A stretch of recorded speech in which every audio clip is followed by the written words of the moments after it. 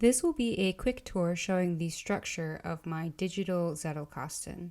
Keep in mind that this is certainly not the only way to structure a slip box. In fact, some purists might cringe when they learn the ins and outs of my system, but this is simply what I have developed and works really well for me. I do the vast majority of my life organization in Notion.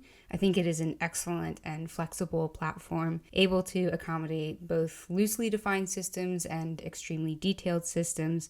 So naturally, I built my Zettelkasten there. On my Zettelkasten page, I have created 3 separate inline databases, one for index notes, one for keyword notes, and one for literature, permanent, and bibliographic notes. The reasoning for this separation was the search bar. When I am looking through index or keyword notes, I am most often investigating a very broad topic and hoping to get some inspiration about how to narrow down my search. Other times, however, I have a pretty good idea of what I am looking for and can skip the index or keyword notes and directly search for the individual atomic ideas. When I'm interested in these little ideas, I don't want my search results to be cluttered by the clunky big picture notes. And conversely, when I'm unsure of the direction of my research, I don't want my search results to be cluttered with gritty details.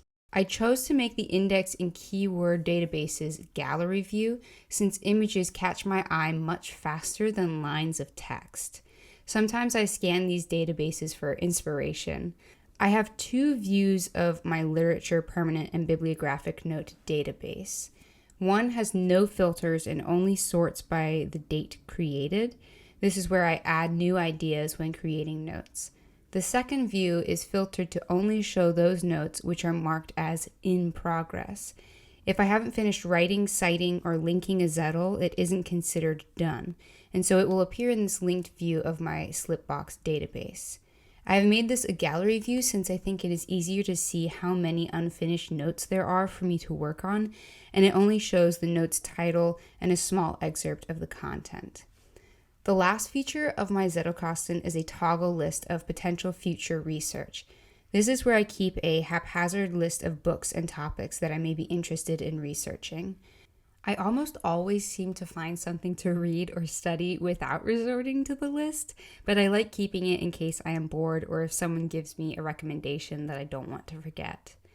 I started my Zettelkasten almost 9 months ago, and I have been using this exact setup for approximately 8 of those months. It has worked extremely well for me, and if you are looking to start your own Zettelkasten, I hope that I have given you some things to think about in setting up your system.